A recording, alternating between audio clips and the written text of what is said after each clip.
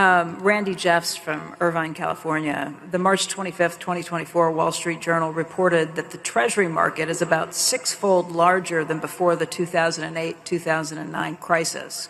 Do you think that at some point in time, the world market will no longer be able to absorb all of the U.S. debt being offered? Well, I would say, the answer, of course, I don't know, but my best speculation is that U.S. debt will be acceptable, but for a very long time, because there's not much alternative. But it won't be the quantity. The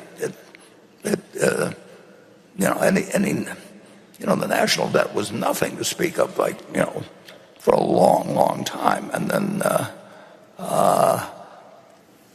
it won't be the quantity. It'll be whether, in any way, inflation would get let loose in a way that really threatened the whole world economic situation. And there really isn't any alternative to the dollar as a reserve currency. And you get a lot of people who give you a lot of speeches on that, but that really is the answer.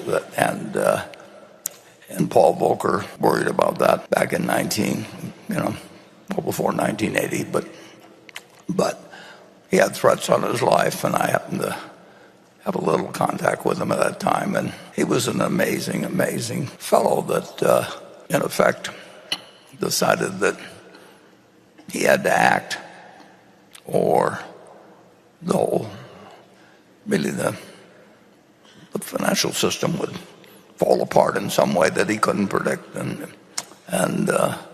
he did it, and he had people threatening his life and do all kinds of things, but he was the man for that crisis.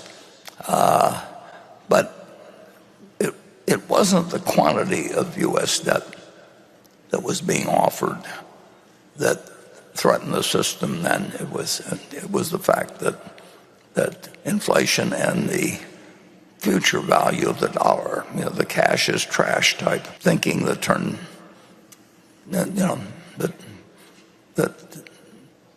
was setting up something that could really affect the future of the world in terms of its economic system. And Paul Volcker took it on, and he was gutty as could be. And if you haven't read a book or two about him, or the one he last wrote, you really ought to take a look at it.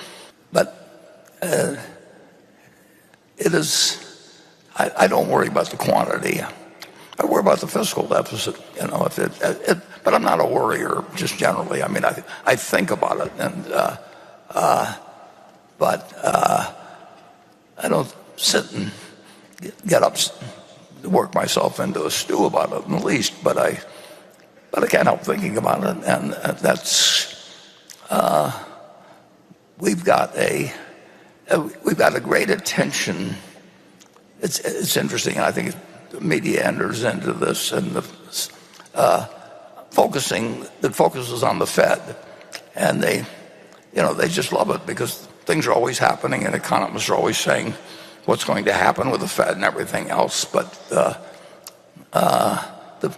fiscal deficit is what should be focused on, and Jay Powell is not only a great human being, but he's a very, very wise man. But he doesn't control fiscal policy, and every now and then he sends out a kind of a disguised plea for please pay attention to this, because that's where the trouble will be if we have it.